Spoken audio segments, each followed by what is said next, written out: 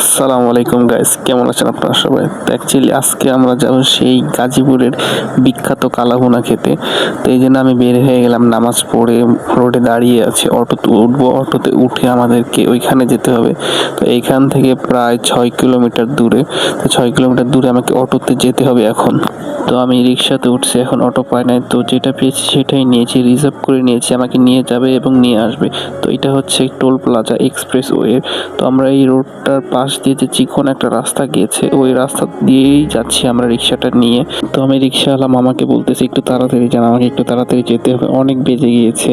তো নামাজ পড়ে বের হয়ে রিক্সা খুঁজতে খুঁজতে আমার 1 ঘন্টা হয়ে গেছে। তো এখানে পরিবেশটা দেখেন, ভিউটা দেখেন, একদম গ্রাম অঞ্চলের মতোই। তো এইভাবে এই পরিবেশে ঘুরতে কার না ভালো লাগে, অবশ্যই সবারই ভালো লাগবে। এই জন্য আমরা পাশের সাইড এই রাস্তা দিয়ে যাচ্ছি। এই রাস্তাটা যখন ওপেন করবে, হয়তো অটো রিক্সা কিংবা হাইওয়ে রোড কোনো ছোট গাড়ি অ্যালাউ করবে না।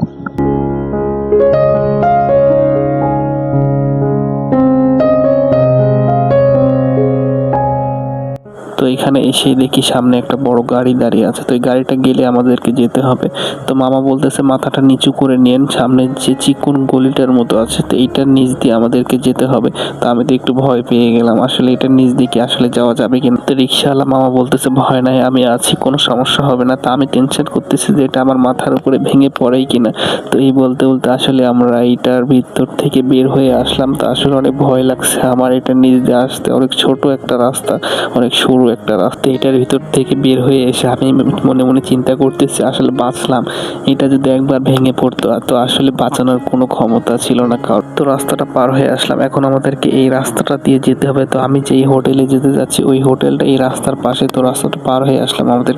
তো আমি মামাকে জিজ্ঞেস করলাম আসলে এই দিক দিয়ে কি রিক্সা চলে। তো বলে অনেক রিক্স নিয়ে রিক্সা চালাতে হয়। তো এই রাস্তাটা দেখেন কত সুন্দর একটা রাস্তা।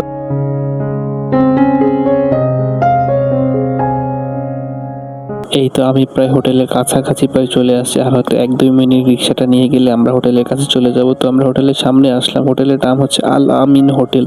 তো এখন আমাদেরকে ভিতরে প্রবেশ করতে হবে। তো আসলে এত ভিড়, আজকে শুক্রবার, এই জন্য এত ভিড় হয়েছে, অনেক মানুষ। তো ওই জন্য ভিতরে পুরোটা ভিডিও করা পসিবল না। আমি অর্ডারটা দিয়ে এখানে বসে আছি, ওয়েট করতেছি কখন আমার খাবারটা আসবে। তো এই বলতে বলতে তারা আমাকে খাবারটা দিয়ে গেল। 1 প্লেট সাদা ভাত, সালাদ ছিল এবং এখানে ভাজি ছিল। তো একটু পরে সেই কালাভুনা, বিখ্যাত সেই গাজীপুরের কালাভুনা দিয়ে গেল আমাকে।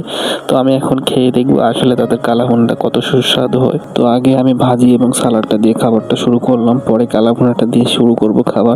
তো ভাজি শেষ হয়ে গেছে, তো এখন আমাকে কালাভুনা নিয়েছি, কালাভুনা খাচ্ছি এবং দেখেন আপনাদেরকে দেখাই যে কালাভুনা সেই বিখ্যাত সেই কালাভুনা, গাজীপুরের কালাভুনা। তো আসলে কালাভুনাটা অনেক সুস্বাদু হয়েছে, তাদের রান্নাটা অনেক স্বাদ হয়েছে। তো খাবারটা অনেক মজা হয়েছে, আমি অনেক মজা করে খাচ্ছি, অনেক স্বাদ হয়েছে। এমনিতেই গরুর মাংসের স্বাদ বেশি, তারপরে আবার কালাভুনা অনেক সুস্বাদু হয়েছে। তো আমি অনেক তাড়াতাড়ি খাচ্ছি, গরম লাগছে প্রচুর, আমাকে বের হতে হবে এখান থেকে তাড়াতাড়ি করে। খাবারটা শেষ করে বিলটা দিয়ে আমি বাইরে আসলাম। তো আসলে ভিতরে অনেক লোকজন আসছে আজকে।